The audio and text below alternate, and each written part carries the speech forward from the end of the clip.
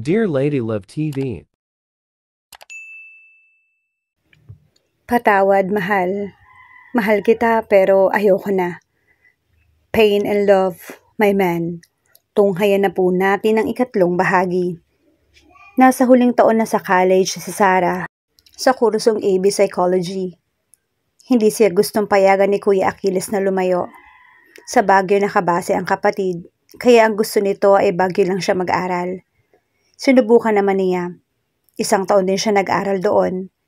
Pero hindi talaga siya masaya. Kaya pinayagan na rin siya nito. Basta nangako siya na pagka-graduate, hindi niya gugustuhin na doon sa Maynila tumira.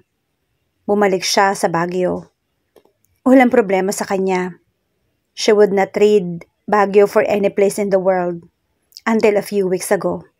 She met a guy named Eugene Cruz. Marami na siyang nakilala lalaki sa 3 taon na paninirahan sa Maynila. May mga sumubok na ligawan siya. Lumabas at nakipag-date siya sa ilan. Pero wala talagang nakakuha ng kanyang atensyon para gustuhin niya makipagrelasyon. Pero iba si Eugene. Nang pumayag siya mag-lunch kasama ito, lakas loob nitong hiningi yung cellphone number niya. Ibinigay naman niya. Hindi niya basta ibinibigay syempre. Pero siya nagbayad ng lunch nila. Nakalimutan kong bumalik sa loob ng bangko. Nahihiyang sabi ni Eugene. Namumula ang mga tahinga ng lalaki. Halatang halata na nahihiya dahil si Sarah nagbayad ng kinain nila. Okay lang, walang kaso yun. No, tanggi nito na sinamahan pa ng pag-iling. Hindi okay yon. Tumaas ang isang kilay niya at napahalukip-kip siya. Dahil ba babae ako kaya hindi ako dapat magbayad? Kung ganon, ang pananaw nito, hindi niya gusto iyon. Hindi yon. Ako dapat ang magbabayad kasi ako yung nagaya sa'yo. Di ba ganon naman dapat? If you insist on having lunch or coffee or whatever with someone, you must be the one to pay. Ganito na lang. Sumama ka muna sa akin pabalik sa bangko para mabayaran kita. No, okay lang talaga. Giit niya. Kung ganito na lang, may utang akong lunch sa'yo. Sabi naman nito. Oh, okay. Ibig mo bang sabihin parang sinasabi mo na mag-lunch ulit tayo sa ibang araw? Tanong niya na umangat ang isang sulok ng mga labi. He smiled shyly. Yes, so you have to give me your phone number para matext kita or matawagan. Namaywang siya. Sinadya mo ba to? Naiwan yung wallet mo para sumama uli ako sa'yo ng lunch? Of course not. Tanggi nito. Pero ngayon sinabi mo na yan, sa tingin ko, nangyari to para magkita pa uli tayo.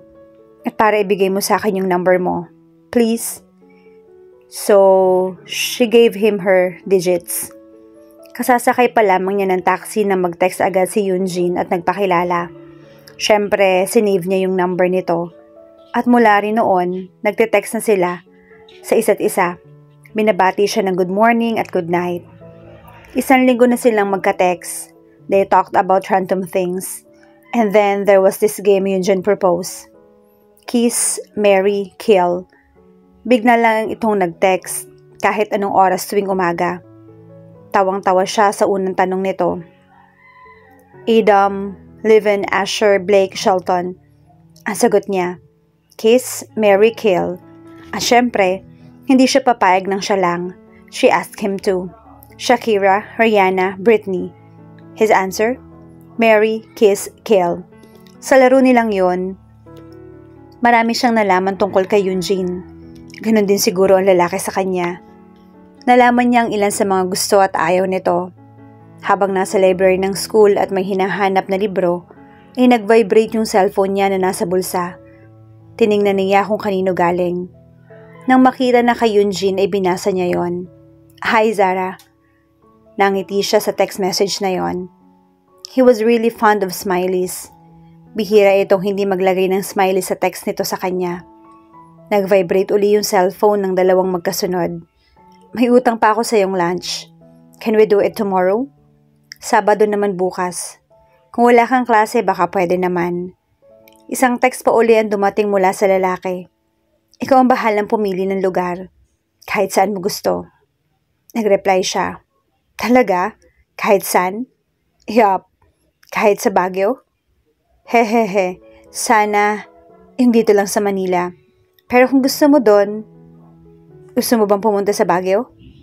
Pagkakita sa libro na kanina pa hinahanap, kinipkip na iyon ni Sarah sa kilikili at naglakad na papunta sa librarian para hiramin yon. Nagbibiro lang ako. I actually live there. Talaga? Taga Baguio ka? Wow. Oo, actually sa Benguet talaga ako nakatira. And so, payag ka ba sa lunch bukas? Pag-iisipan ko. Oh sure, sige. Tapos na kasi yung lunch break namin. Pabalik na ako sa bangko. Text na lang ako kung ano yung decision mo. Nangingiting ibinulsa ni Sarah yung cellphone. Hindi niya sinabi kay Yunjin na pupunta siya ngayon sa bangko. Doon na lang niya sasabihin na payag siya sa lunch bukas. Tumikim ng malakas si Orly kaya nag-angat ng tingin si Yunjin. Kunot noong tiningnan niya ang kaibigan na nasa kanan niya. Pero nahagip ng kanyang paningin ang customer na nasa harap nito. Na magtama ang mga mata nila ni Sarah, agad ang pagdaloy ng kakaibang sigla sa kanya. Parang may kumikiliti sa puso niya. Ngumiti siya sa dalaga. Ngumiti rin ito. Sa ngiting iyon ay parang lumulutang siya. He drank in her beautiful sight. Her presence was just too fascinating and overwhelming. It was as if she was bigger than life. Yes, she was bigger than life. Naglandas ang mga mata niya sa mukha ni Sarah. Isang linggo niya itong hindi nakita. He had missed her so much. Gusto niyang marinig ang boses nito. Kung hindi lang sa pagdating ng sunod-sunod na client, hindi pa aalisin ni Yunjin ang tingin sa babae. He could not focus anymore. Nalungkot siya dahil hindi sa counter niya ito pumunta. Binilisan niya ang pag-process ng ginagawa dahil nakitang tapos na si Orly sa pag-process sa transaction ni Zara. At bago tuluyang umalis ang babae, ay ngumiti uli ito sa kanya. I can't do this. Pagkatapos ng kanyang transaction ay tumayo si Yunjin, pero hinawakan siya bigla ni Orly sa braso. 5 minutes lang, pangako. Pakiusap niya. Mapapagalitan ka kapag nagtagal ka. Sagot nito pero sige na. Nagmamadali siya sa paglabas ng bangko. Naabutan niya si Sarah na nakatayo sa gilid ng kalsada. Nag-aabang ng taxi. Sarah, tawag niya. Bakit? Tanong nito nang lumingon pero walang pagkagulat sa mukha. May ibibigay ako sa'yo. Sarah was so beautiful. His chest hurt just by staring at her. He held onto her wrist and brought her with him. Ano yon? Teka, saan tayo pupunta? Hindi sumagot si Yunjin. Tumawid sila ng kalsada. Malapit sa restaurant kung saan sila nag-lunch ay may flower shop. Pumasok sila doon. Nagpagawa siya ng bouquet ng pink and yellow carnations. Hindi siya nagsasalita. Hindi rin nagsasalita si Sarah pero nakikita niya sa sulok ng mga mata na nakatitig ito sa kanya. Ilang minuto lang tapos na ang bouquet. Matapos bayaran iyon, hinawakan na uli niya si Sarah sa paglabas ng flower shop. Para sa'yo, sabi niya saka ibinigay ang bouquet nang tuluyang makalabas doon.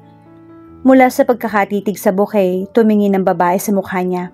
Paborito ko yung carnations. Bulalas nito na nangingislap ang mga mata. I knew it, sabi niya na lumawak ng husto ang pagkakangiti. Paano mo nalaman? Puno ng pagtataka ang mukha nito. Na paborito ko yung carnations. Nakita ko sa phone mo nung huli tayong magkita. Pink carnations yung wallpaper. Sagot niya. Hindi ka naman sinadyang tingnan eh. Napatingin lang talaga ako. Salamat Yunjin. Unti-unting sumilay ang ngiti sa mga labi nito. Napahugot siya ng malalim na hininga dahil sa pagbanggit ng babae sa pangalan niya. Pero ang ngiti talaga nito ang nagpapatulala ng husto sa kanya. It was official. Tinamaan na siya rito. Sarah? Tawag niya maya-maya. Nagangat ng tingin si Sarah. Her eyes softening. Yung lunch bukas. Tumango ito. I'd love to have lunch with you. And I'd love to always be with you. His heart whispered. Sa kasalukuyan, mahal pa rin ni Ayla si Carlito. 3 taon na lumipas pero ang lalaki pa rin na nag-iisang laman ng puso niya. Ngayon na nakita uli ito, bumalik sa kanya ang lahat. Lahat ng masasaya at malulungkot na pangyayari. Biglang kumunot ang noo ni Sarah sa nabasa. Niroll niya ang mouse para mapunta sa mga huling pahina ang binabasang manuscript. Ikaw pa rin ang mahal ko, Ayla. I want you back. I want us to have a new life together. Hindi kaya ni Ayla na hindi ulit tanggapin si Carlito. Dapat pinatunayan ng lalaki na ito pa rin ang totoong karapat-dapat para sa kanya. Napailing na ng tuluyan si Sarah. Nang tingnan ang pinakahuling page ay tama ang hinala niya. Happy ending yon. Nagbalikan sina Ayla at Carlito. Pero hindi niya sure kung bakit nangyari yon. Sure, they still love each other.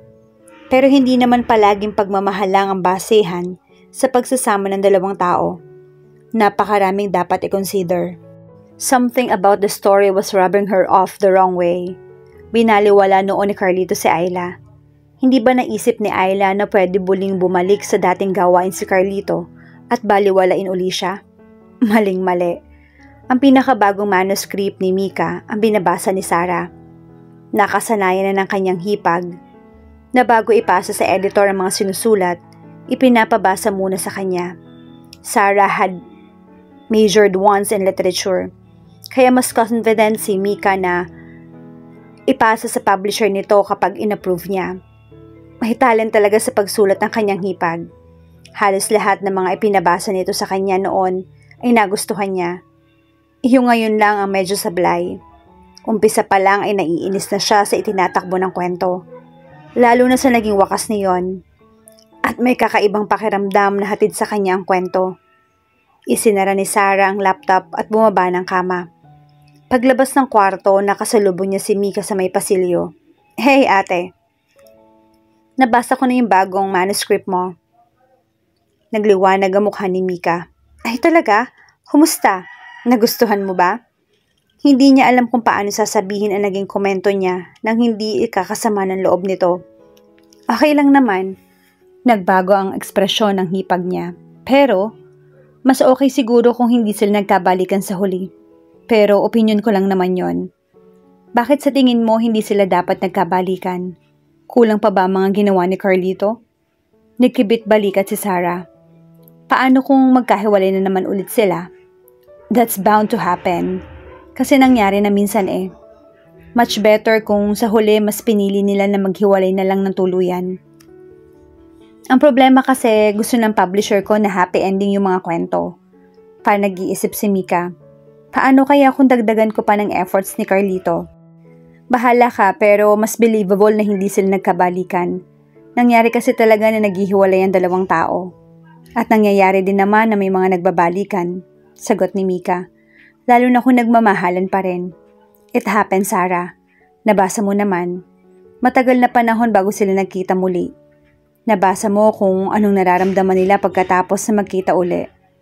Nangyayari talaga na bumabalik ang feelings kapag nakita mo yung tao na minahal mo dati ng husto.